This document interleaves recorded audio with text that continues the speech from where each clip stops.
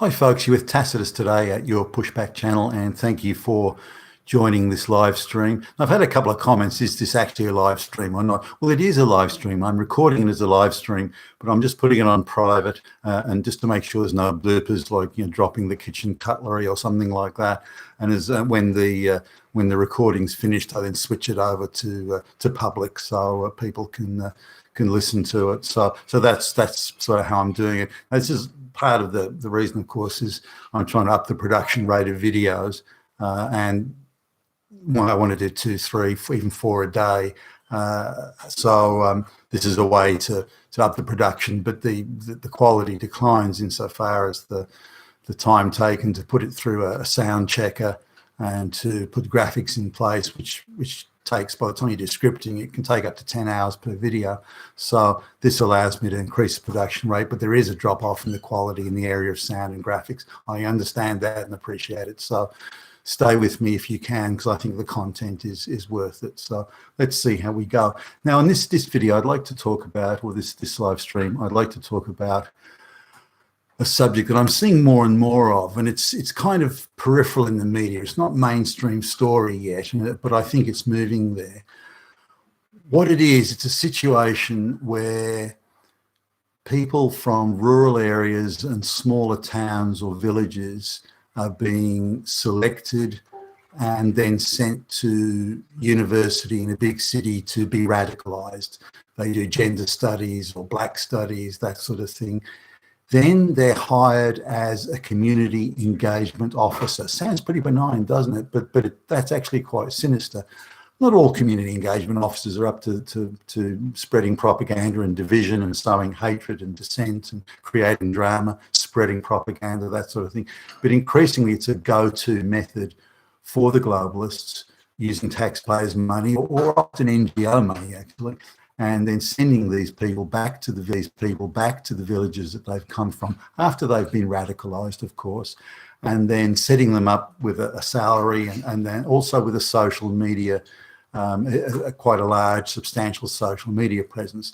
They then use this social media presence in the village to spread propaganda stories about how evil and wicked white people are, how homophobic they all are, how they're all Nazis and fascists and so on, and through this they create all sorts of social division. Now the local village townsfolk or whatever, they suddenly have this this screaming bullshit propaganda in their midst. They don't like it. Nobody would, and so they complain about it and they put posts on social media saying this is all lies, it's all bullshit, and then these agitators can then say that they're being subject to racial slurs or homophobic slurs or both or all, and that then requires that just proves that we're surrounded by Nazis. So and some of the stories that they put about, the propaganda they put about, are quite ridiculous. How white people murdered in cold blood 100 local black people, for example.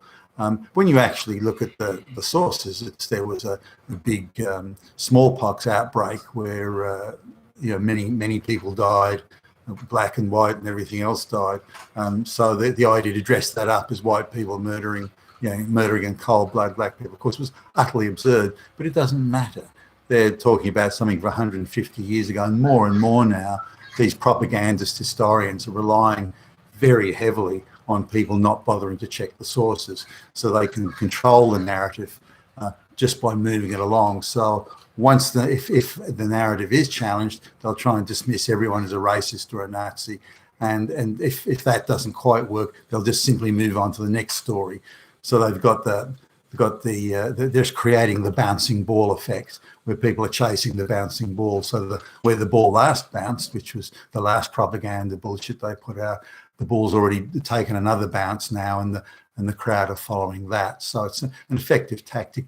You see it in the mainstream media, even in the US. They come out with the most absurd and ridiculous stories, but because the schedule of new propaganda is so thick, they can move along to the next story and then the one after. So by the time the research is done and the story's been checked to be completely false and absolute nonsense and lies, there's already another set of stories that are coming out that are creating yet more diversion.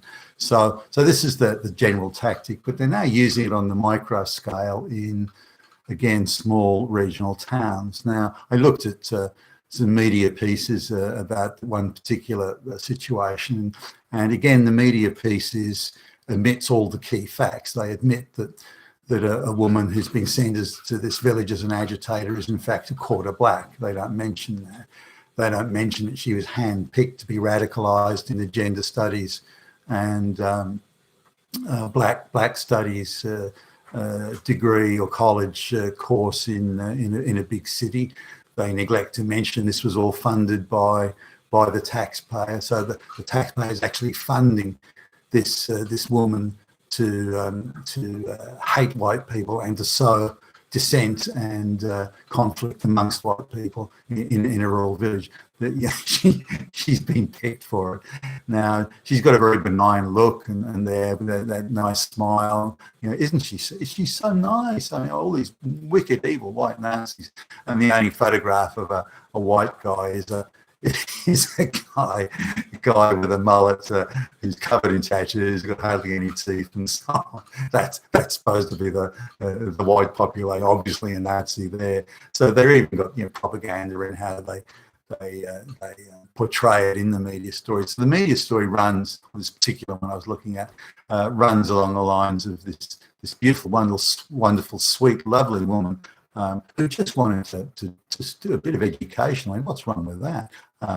And she's no activist or anything, and she just wanted to have just a bit of social media in the village. I mean, nothing wrong with that. I mean, just wanted to tell a few facts and share a few facts and so on. Just hey, you know. But actually, she's just sticking totally to the globalist leftist script, and the globalists, of course, are using the leftists to clear the path for the globalist project. They'll be discarded down the track, but they just don't know it yet.